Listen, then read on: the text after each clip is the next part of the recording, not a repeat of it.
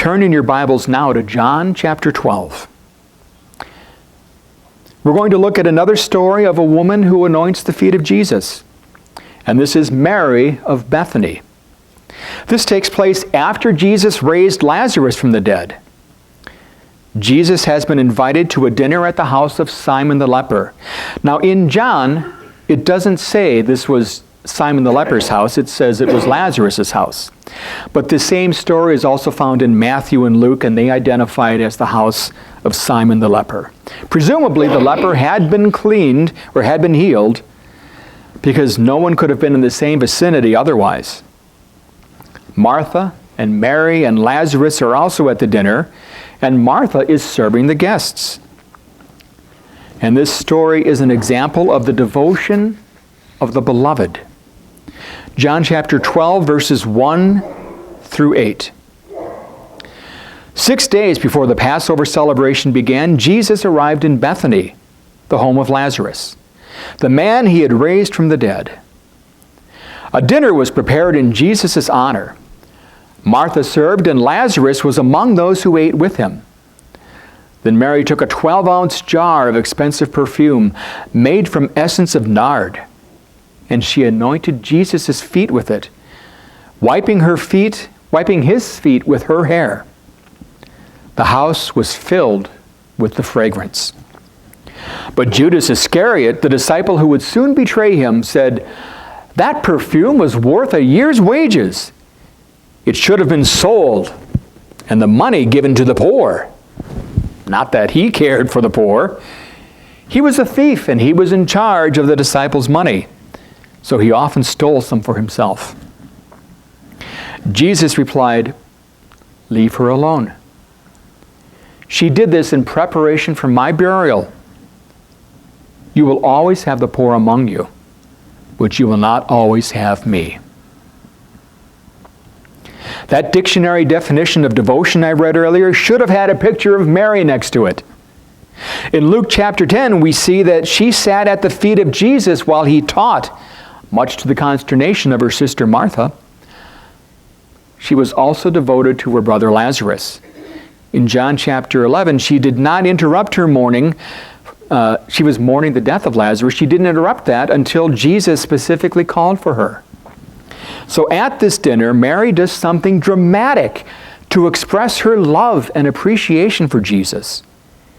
She opens a jar of expensive perfume made from spikenard, and she anoints Jesus' feet. I do not claim to be a cosmetologist. I don't know anything about makeup or perfume, but spikenard is a flowering plant from the honeysuckle family, and that's found in the Himalayas.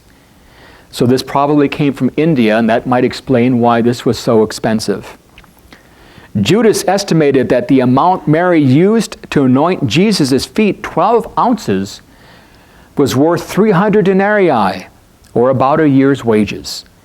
In essence, Mary took a year's wages and poured it on the feet of Jesus. That is celebration plus sacrifice.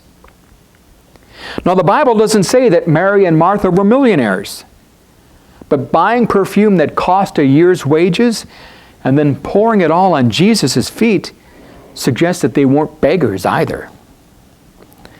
Now, what happened when Mary poured out the perfume? The fragrance filled the entire house, right? There's more to these stories than just perfume. A recurring phrase in the Bible, especially in the Old Testament, is a pleasing aroma.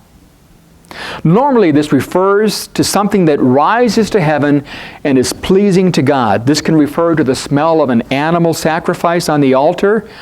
It can refer to incense burned on the altar, but it can also refer to prayer, praise, generosity, and righteous living. These can be received by God as a pleasing aroma. So the actions of the immoral woman and the actions of Mary of Bethany can literally and figuratively represent a pleasing aroma to God. Perfumes and spices were also used to prepare bodies for burial. Mary Magdalene was among the women bringing perfumes and spices to the tomb on Easter morning. That's why Jesus told Judas and the other disciples to let Mary alone, because she was preparing his body for burial, and this dinner was just a few days before he was crucified. And perfumed oil was also used to anoint kings. Before we move on, I want to point out another similarity between these two stories. Besides both being about women who put perfume on Jesus' feet and drying his feet with their hair, both dinners were held in the home of a man named Simon, one a Pharisee, the other a leper.